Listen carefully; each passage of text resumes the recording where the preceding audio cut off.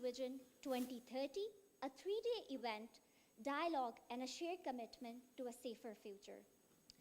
On behalf of National Disaster Management Authority, we would like to warmly extend our welcome to honorable ambassadors, high commissioners, our esteemed partners and colleagues from government ministries, our development partners, UN agencies, NGOs, INGOs, academia, and armed forces. Welcome once again.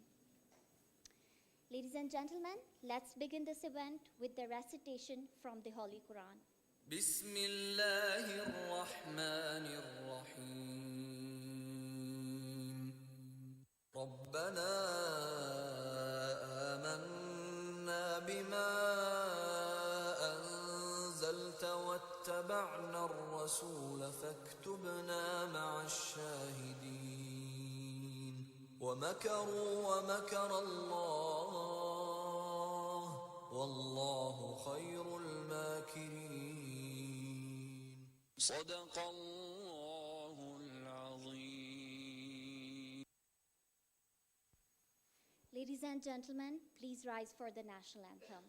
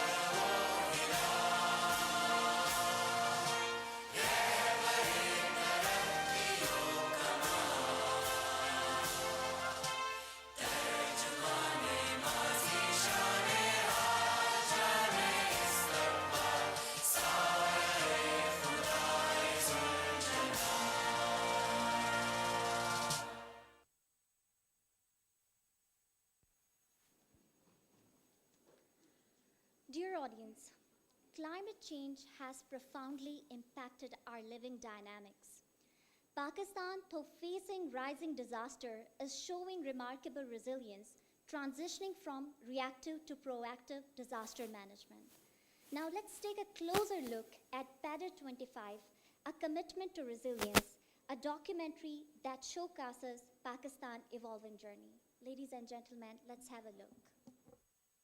Climate catastrophes are accelerating and intensifying as global emissions continue to rise. The epic floods in Pakistan in 2022 are a prime example. Around the globe, conflict, poverty, and inequality are making people far more vulnerable to extreme weather.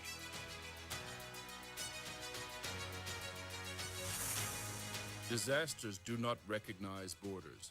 Climatic calamities remind us of our shared vulnerabilities. Despite the mounting challenges, Pakistan stands resilient in face of poly-disasters head-on. Pakistan strides towards a new frontier, a proactive approach to disaster management. National Emergencies Operations Center is a manifestation of proactive disaster management, powered by early warning systems and risk reduction strategies.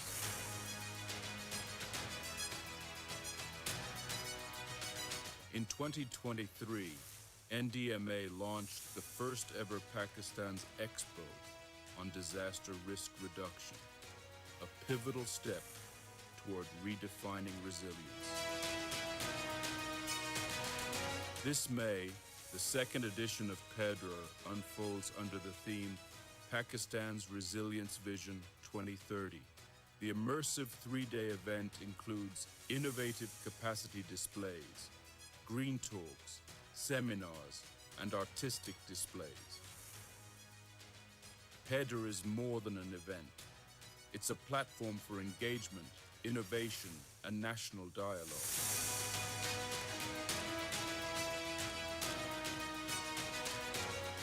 PEDRR 2025, not just an expo, but a promise to a safer, stronger tomorrow.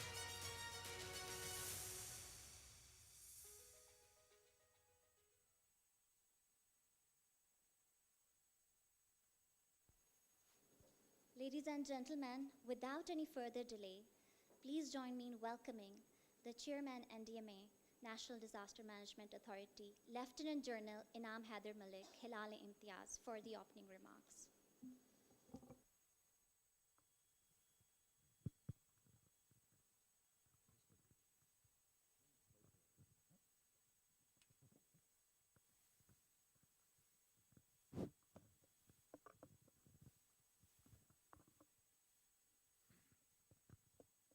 Honorable Minister, Sir, Ambassadors, ladies and gentlemen, we warmly welcome you all on a very defining moment of Pakistan's NDMA per se and the journey that we started off after the floods of 2022. What we intend showing today is our journey so far in the projections of our future disasters. And we'll try to also put some real worry so that we can work on it and then make our country as safe as possible. The theme of this PEDRR, or Pakistan's Expo on Disaster Risk Reduction, is the Pakistan's Resilience Vision 2030, that what we can do with our limited resources and what we entail in our next coming 5 to 10 years from now. Our Expo on Disaster Risk Reduction puts Pakistan's perspective into place. It defines what all disasters are anticipated in various formats along winters and summer contingencies of Pakistan. As you can see on the screens, there's a collage of glacial disasters, glacial melts, what happens in the north of Pakistan, and then as it goes down towards the early summers, we go into heat waves, then flood protections, the monsoon readiness, and then by the end of the year, we end up into smog and fog and other consequences. On the right, you can see there's a long list of other poly disasters which emanate from these threats and which continue to threaten Pakistan and challenge its economy all alike. In NDMA's context, we not only manage the hydromet or the disasters which emanate from the frequencies of our waters in the north, or the rivers, torrents, but we also manage different other formats of the earthquake and other induced disasters too. All of this collage, it multiplies and it unfolds into Pakistan's impacts on the economy or the loss of about $4 to $5 billion annually. This is a very worrisome picture. What we can see is, though we are not in the top carbon emitters or the people who are contributing towards the carbon emissions or the gases around the world, yet Pakistan stands today as fourth most vulnerable country to climate change. In fact, it continues to become the most water-stressed nation in the year 2025. And today, we are also, our cities, as you can see on the left bottom picture, there are about 10 cities which rank in the top 10 most polluted or impacted areas or cities in the world. Lahore continues to stand around first or second in place in smog and fog during our winters. And this situation perpetuates around for a couple of years in the past. We see that the temperatures which are rising along the global lines, they are continue to be increasing in the year 2025. We were expecting ourselves to be in the middle of that mesh on the right bottom, but unfortunately we are going to cross the red line or the purple line that you can see on the right side picture of the two. Today our seminars, our talks, our TED Talks, discussions and displays outside in the form of our stalls and satellite stations, they will display what is Pakistan's quantum of these disasters, the spectrum of these disasters, and how we are going to confront it from today. We'll just mention some of these few, and then we can see that how we are going to project these in our discussions today. The floods disaster, we have seen the impact is going to be more than $4 to $5 billion annually, and it's going to impact largely Pakistan's, not only the riverine areas, but the hybrid combination could be a very fatal disasters situation. The impact of GLOF or the glacial melting in the north has a potential of raising another $348 billion of impacting needs which are to be arranged from the finances side. In the north, we see the glaciers. They are not only melting in the north and south poles, and they are impacting on the rising sea levels along the coastline of the world. In the north of Pakistan, the third pole of the world, which is Himalaya, Karakoram, and Hindu Kush, it has the impact of impacting the availability of water in Pakistan. On the left picture, you see this is the 31% to 35% shortage, which has been reported and recorded in the Indus water basin system, and it continues to degrade. Unfortunately, in the coming years, this situation is going to be real serious further too. Pakistan continues to suffer and becomes the 14th most water-stressed nation in the world because of the water shortages. Now, this shortage stems mostly from 70% our irrigation utilization, but most is confound is the domestic consumption, which because of the rise in population is going to have difficulty in finding the people who are needing water in the coming years.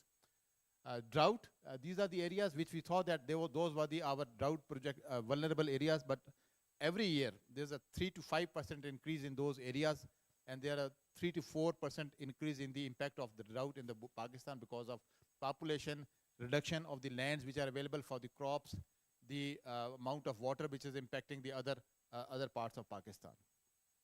Heat waves, we have seen the shrinking winters in Pakistan, and we've also seen the early uprising of our heat waves along various parts of Pakistan, which then generate the potentials of cyclones, forest fires, and other institutions alike. Pakistan and the South Asian community is going to be in a very difficult spot this year, and unfortunately, this difficulty is going to increase in the years to come. We are going to see that in Pakistan's context, I'm sure most of you have also visited our National Emergencies Operations Center, which triggers a specific method of Pakistan's response to our disasters, where we anticipate the disasters, we put the early warnings in place, we share this with our people. The communities are asked to do something which they can do to prepare themselves on their own with the help of their local responders, and then by the time this entire cycle is completed, we are looking at saving at least 45 to 46% of the losses because of these disasters. If we can do all of this, we anticipate that if not 45, probably 35 would be the saving this year, and ultimately it will contribute towards the security of the people and what we are looking at. In NDMA, we have seen there is a sequential method of application of this knowledge, what we anticipate from the satellites, what we approach to our academia, and we are very fortunate to have our national think tank in place in Pakistan today at NDMA, which links 150 universities onto about 450 universities globally. So they connect, they share the best practices, and they perform all of this which is required to be done. Lastly, we are very thankful to our participants, our defense advisors, our diplomats, so that we are in constant continuity of our simulation exercises, which generate two syndicates from Pakistan and our participating nations, and we provide one representative from all of these domains which are in the bottom slide. Lastly, Pakistan being in the difficult spot altogether, we have been reaching out to all our friendly states wherever we could to provide assistance in the humanitarian needs. We provided to Turkey and Syria, we went out to Malaysia, we went out to support Palestinian organizations, we went out to other regional organizations in ASEAN and other regional states. And evacuation of Pakistan, and there are all other implications to Pakistan in per se. Lastly, these are the technological advances that what we have done. We are very grateful to provinces which have participated with us, and they are looking forward to shape our future. Lastly, our artificial intelligence focus is the novelty at NDMA. Today, we are going to initiate a specific program which is going to provide an artificial intelligence and high-end technological solutions from NDMA. So slowly and gradually, we will find that those disasters managers, disaster risk communicators, and the training modules will be automated. They will be projected locally. They'll be available to people online or through the platform that they can use. What we recommend at the end of the seminar today, or maybe by the end of our third session, day after tomorrow, some of the conclusions along these lines, that what all Pakistan can do to prevent the future disasters impact or reduce the losses that we anticipate. We need to have something like the marks of 60% renewable or maybe 30% EVs by the time 2030. We are very fortunate to have a system in place that we today, all our humanitarian organization, our military components, they are represented here, our defense advisors from friendly countries, our ambassadors, diplomatic staff, And our private sectors, industry, and philanthropists, even our diaspora representatives are represented all along in the method that Pakistan NDMA would try to put along. We look forward to your very candid, interactive participation in the seminar discussions. There will be a number of sessions in here in the auditorium as well as in the other venues. And we are once again very grateful for your presence today. Thank you very much. Allah Hafiz.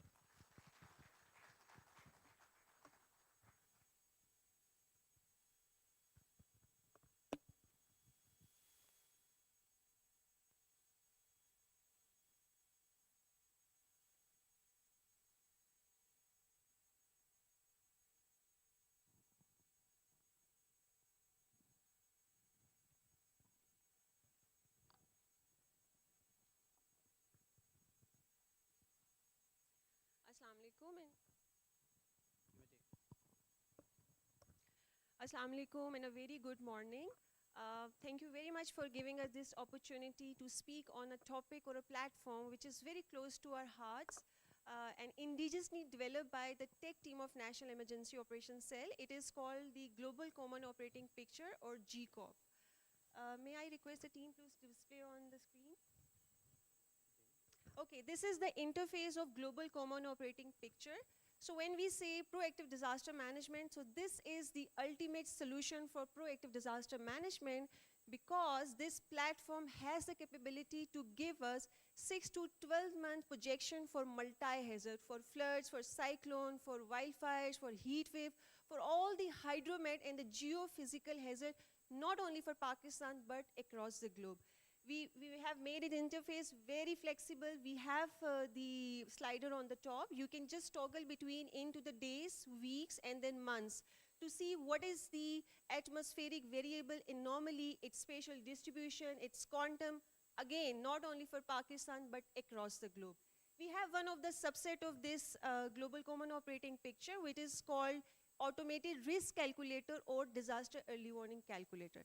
So whatever threat that has been picked up by this GCOP, it is automatically fetched in the form of a polygon or an area in order to calculate the risk on the population, on the settlements, the number of the hospitals, the number of the schools facilities, and the amount of the road or some other elements that is already integrated in this portal. So that was all about the GCOP. Now over to Dr. Tayyib. Thank you, Zara. So in addition to the global common operating picture, I'm audible, right? So in addition to the global common operating picture, the technical team of the National Emergency Operations Center has also developed a century common operating picture, which tells us long-range climatic scenarios based upon concentration of different global greenhouse gases. The main idea to decode the climate science is to understand how much the heat is being trapped in the atmosphere.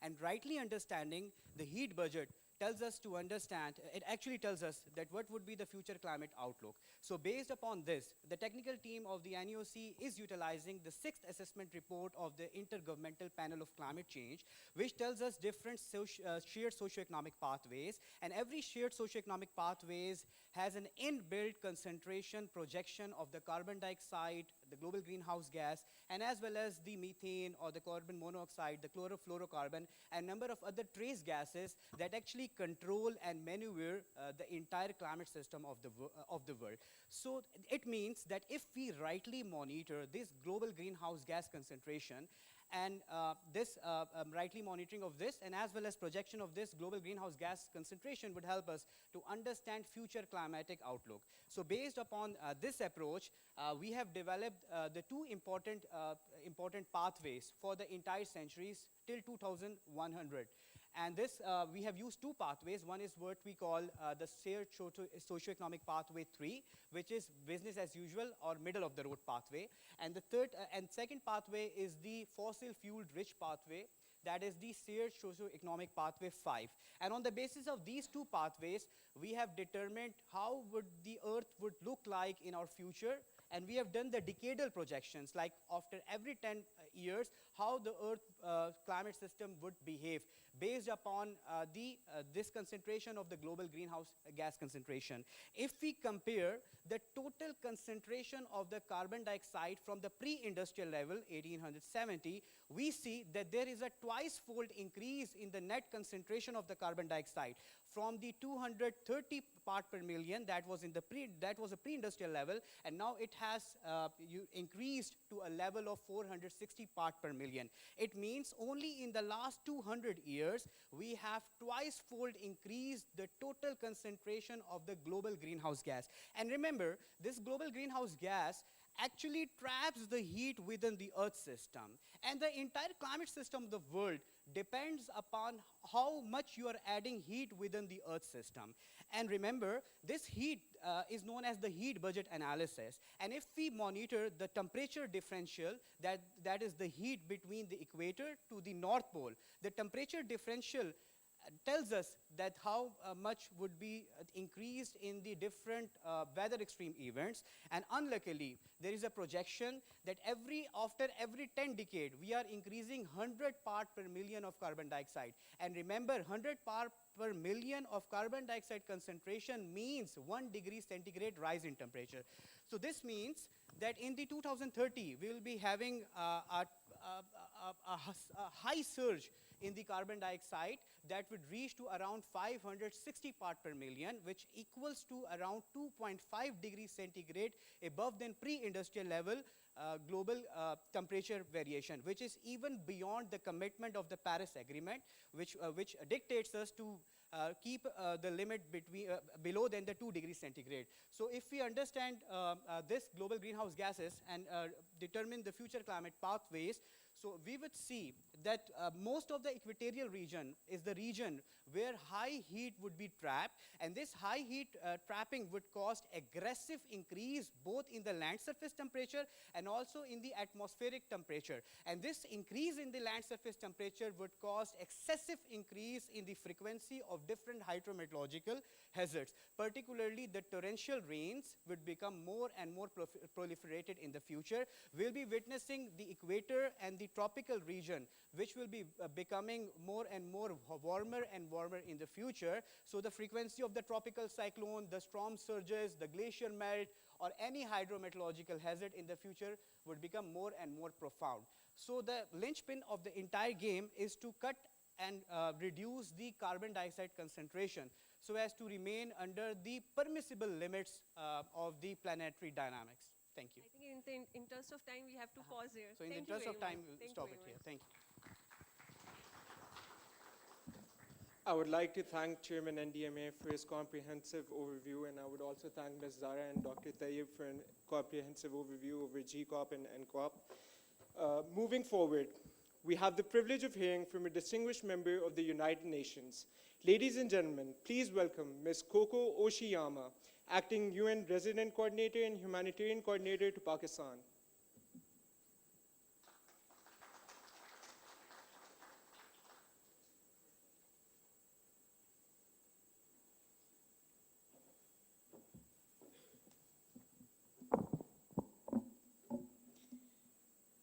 Honorable Federal Minister of Climate Change, Mr. Musaddiq Malik, Chairman NDMA, Lieutenant General Inam Haidar Malik, distinguished dignitaries, excellencies, partners, and friends, a very good morning. On behalf of the United Nations, it is a distinct honor to be part of the opening of the Pakistan Expo on Disaster Risk Reduction 2025, and I would like to extend my deep appreciation to the Federal Minister for gracing this important occasion with his presence, which showcases the commitment of the leadership of this country to a disaster-resilient Pakistan. Let me also commend the National Disaster Management Authority for organizing the second Expo, which builds meaningfully on the success of the inaugural DRR Expo held in 2023. The PEDRR, I think, 2025 stands as a testament to Pakistan's resolve to shift from reactive disaster response to proactive risk governance. This year's Expo comes at a critical juncture. With escalating climate-related hazards and the overlapping vulnerabilities, the need for forward-looking, data-informed, and community-centered disaster risk reduction has never been greater. The thematic focus on from reaction to readiness and anticipatory action is especially relevant. The UN system strongly supports the NDMA's transformative vision to operationalizing early warning, predictive analytics, and preemptive action.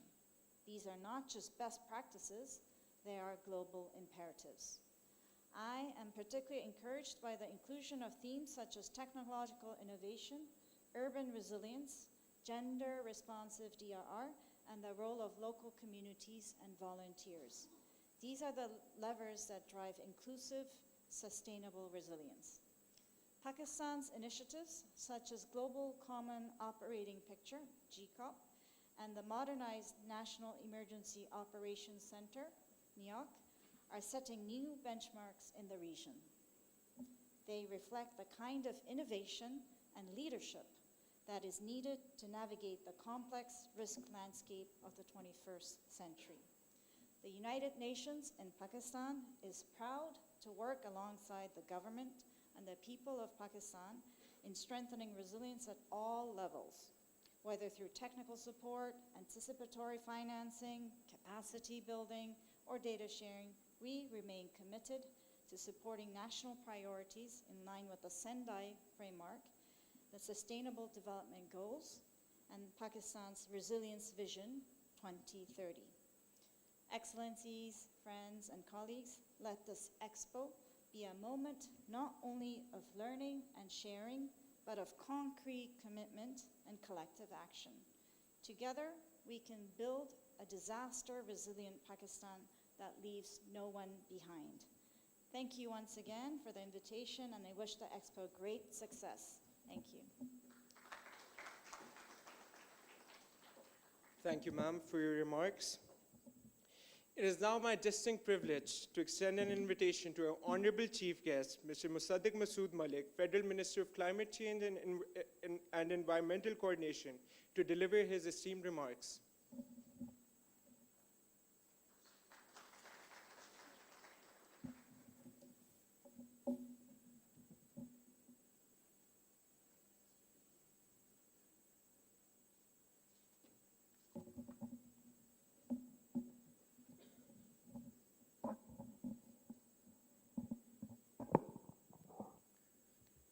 Jal Sahab, Excellencies, ladies and gentlemen.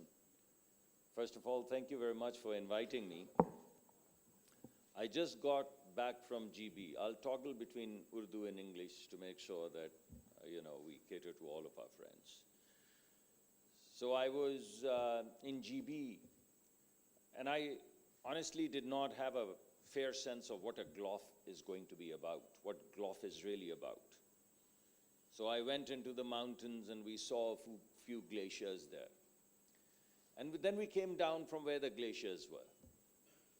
And we saw boulders. We saw boulders half the size of this stage. And then one realized that GLOF, the glacier that we are destroying, the glacier that is warming up, the asset that we accumulated over millions of years, which is now turning into almost an ocean-like characteristic or a lake-like characteristic. A 100-mile-long glacier or a 10-mile-long glacier with warming encapsulates almost an ocean.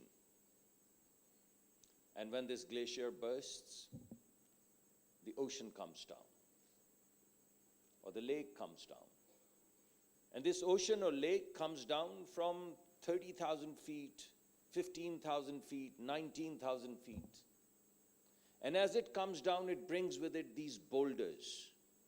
The boulders, the size of half of this stage. Imagine what civilization looks like that stands in the way of that boulder. Imagine a child who stands there in awe, not just of nature, but also of death, standing and looking at half a mountain rolling down. The mud, the boulders, the lake, flushing out everything that comes in its way. everything. And I stood there, I looked at the boulders, I tried to time them. Some said, this one came 100 years ago, this one came 50 years ago. But the rate at which gloughs are bursting now, that rate is increasing. So I was worried about climate, I was worried about glaciers, I was worried about them bursting and rolling down. But most of all, I was worried about the kids who stood in its way. The little villages, every household that faces the disaster, which is a theory at these conferences, an idea that disaster is bad because disasters come and we are not prepared. I would urge you all to go there and look into the eyes of those young children and ask yourself for real what these disasters mean. Imagine one kid dying. Imagine your kid dying. Now imagine one kid dying. Now imagine a whole village getting wiped out. Now imagine about a third of Sindh flooded and drowned and washed away. The churches, the mosques, the schools, the maternity health clinics, buildings that date back to thousands of years, all getting washed away. And now imagine this conference room and the sterility of these theoretical arguments. And I would challenge you all to kind of titrate them against those communities that stand in the way of these disasters. That is the real problem that we are here to solve. It's very difficult to speak after General Saab. I've heard him speak many times, and once he's done speaking, there's very little left to say. So that's why I had a computer, I had my notes, and by the time he was done, I just put the flap down because there was nothing left to say. But I would say a few things, more at a higher level, because he said it all. There's not much left. And the first thing that I would like to highlight to you is that there are 2 countries in the world, 2, not 10. 2 countries in the world that contribute 45% of the carbon burden. 2 countries. And one of them has decided to get out of all of the treaties. And it's telling the world, buzz off. It doesn't apply to me. I mean, when we talk about Pakistan and we talk about the problems of Pakistan, we talk about, what is it called? हमारा जो जागीरदारी निज़ाम है उसको हम क्या कहते हैं अंग्रेजी में जी? Feudalism. Feudalism. And what is feudalism? Feudalism is saying that there are laws of the land, of the village, the global village, the world. And I am the arbiter as the chief.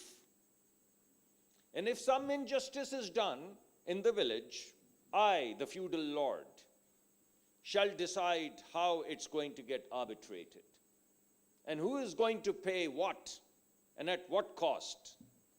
And what is justice going to be like? But hey, you peasants, don't even let yourself think that these rules apply to me.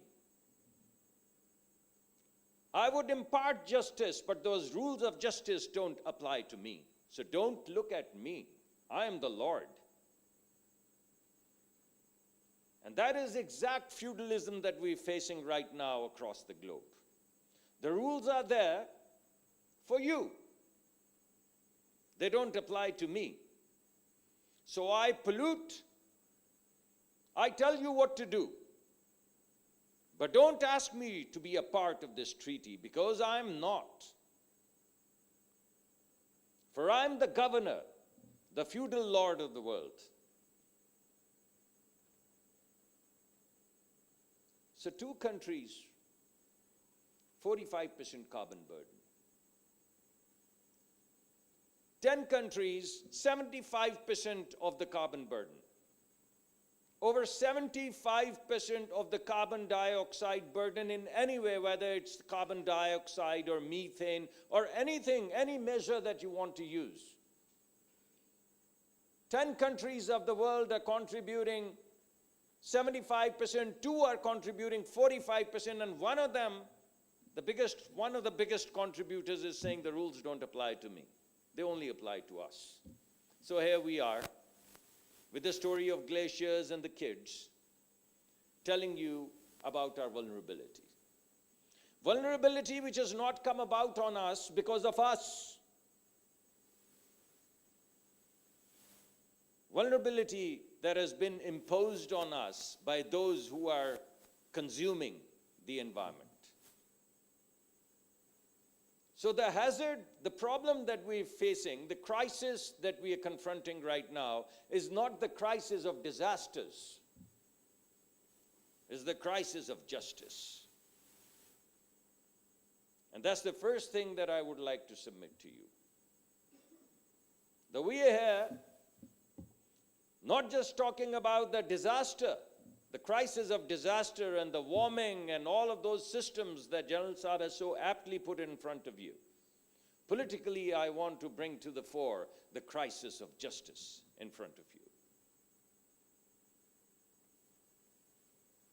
Now, ain't it very interesting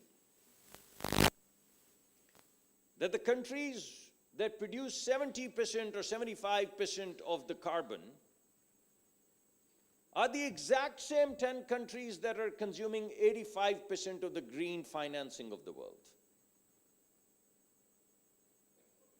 Yes, I have counted. I have numbers. You can count too. I know you're counting.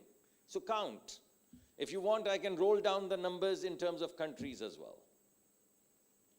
Top 2 countries, the same top 2 countries that take 45%, ask yourself how much of the green financing are they consuming? And then add a bunch of Western European countries and you'll get all of your answers. 85% of the green financing. So what are these developing economies? Vagabonds that are going to live at the periphery of the world? Is this just lip service? What about Africa? 10 countries consume 85% of all of the green financing that we are talking about in the way of AI applications and disasters. This is one country. 10 countries are consuming 85% of the green resources. Where's Africa? Does it even show on the graph? Where's South Asia? I can't even find Pakistan. So the gap is not financing. It's the moral gap that I would like to talk about. It's not the crisis of disasters, it's the crisis of justice. And it's not the gap of financing, it's the moral gap that I'd like to bring to the fore. These are the issues that we are confronting right now in the way of disaster management of the world. Well, when I look at us, Pakistan, and I use the word us before Pakistan, because when I say us, I talk about and talk for all of the developing countries of the world. All of the poor countries that are out there at the periphery, I speak for all of them. And I ask and demand, what about us? Where are we in this global village or global fabric that everyone so fondly talks about? Because I don't even see ourselves, not us, just Pakistan, not even a patch on this global fabric. But we are not going to look at this story just as the story of injustice or moral gap or moral hazard. I'm also going to tell you, as General Saab has, I'm also going to tell you the story of resilience. the way we describe the poor countries of the world, the way we describe the poor, they should all be dead. And yet they are not. And they're not because they are resilient. Because there's something about these mud house communities which has survived all of these earthquakes and all of these floods and all of these gulfs and all of these climate changes forever. And they shall continue to do that. If the world helps us, we'll do more. If the world helps us, we'll do better. But if they don't, we'll still do it. By God, we will do it because we are doing it for our own children. And we've done it over centuries. There's nothing new. So we shall continue to do it for times to come, till we all fade away. So I would like to, as General Saab has done, also tell you the story of resilience. All of what you've seen today, and all what I saw in Gilgit-Baltistan, and all I saw downstream in Sindh, and all I saw in the ocean in the way of mangroves, that life, that green city called mangroves with streets and people, little mud, I don't know, hoppers or whatever they're called, catchers. It's like a whole different universe. And that universe is our resilience. Our communities are our resilience. I went to these community centers where NDMA and the local deputy commissioners, who are the coordinators of NDMA in that province, how they're building up, with the help of UNDP and many of our other partners, they are building up those community centers where people are getting trained, that if you get 12-minute warning or 20-minute warning, what is it that you need to do in those 20 minutes which are going to mean life and death?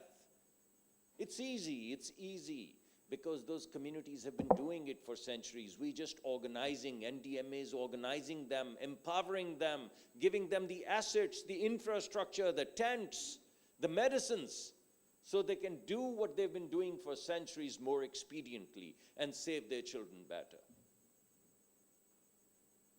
I'm also going to look at it from another point of strength and resilience. 30 years ago, there was a map that General Saab has just shown. The map of the worst 10 countries in the world in terms of smog and climatic burden and air burden and so on and so forth. And about 4 or 5 of them were Chinese.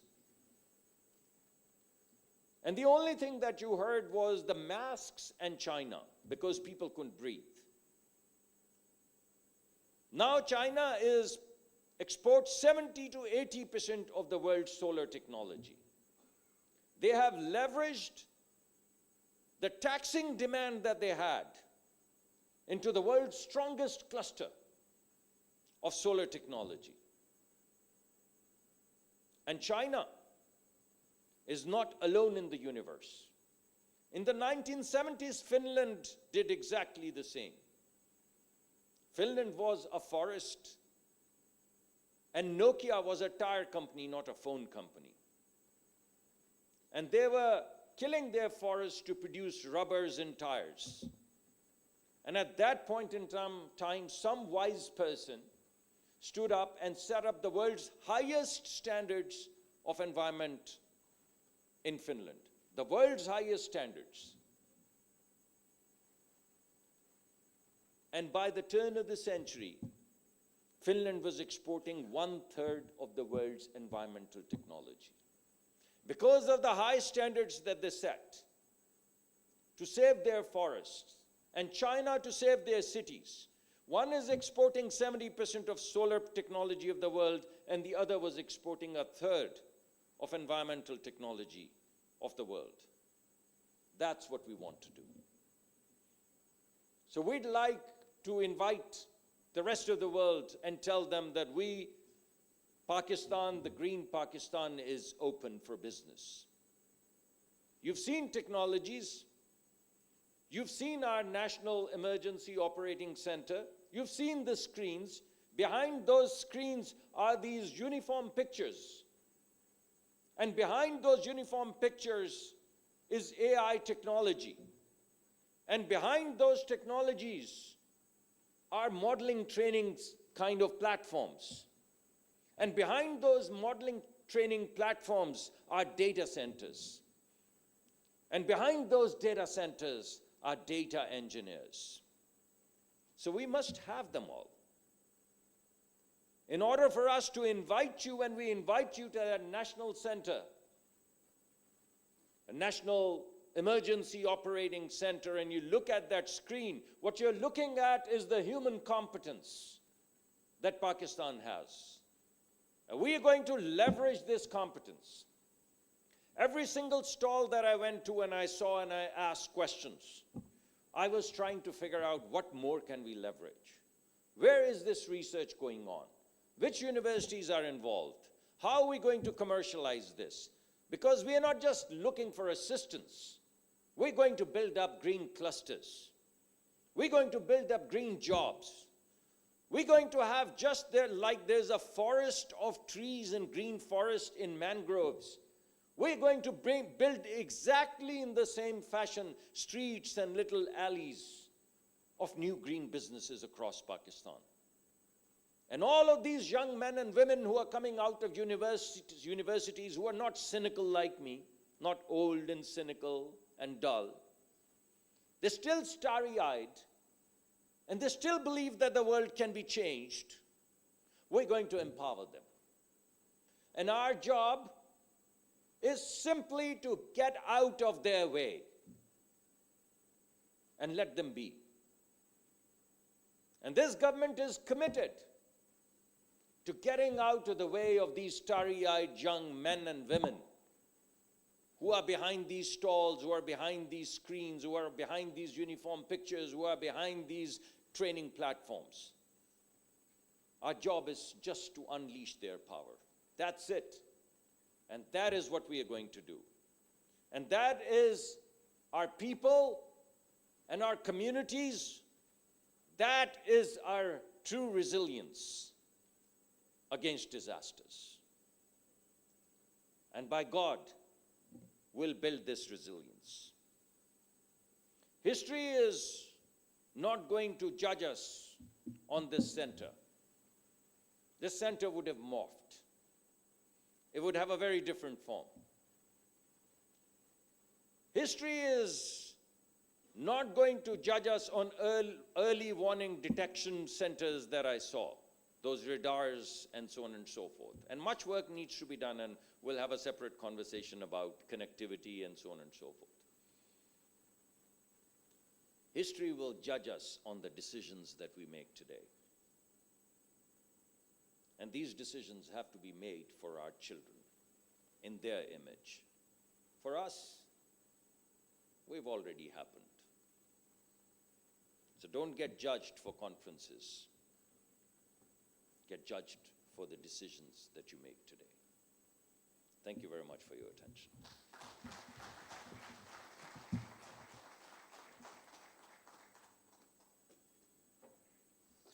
I would like to thank our honorable chief guests for such an insightful and informative speech.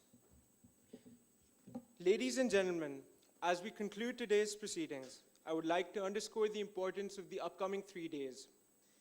They will be instrumental in fostering collaboration, exchanging knowledge, and advancing our shared commitment to disaster risk reduction in Pakistan. Your active participation will be key to the success of this important initiative. We now invite you to join us for refreshments. Thank you, and we look forward to your continued engagement in the sessions ahead. I would kindly request the ushers to facilitate our honorable guests to refreshments.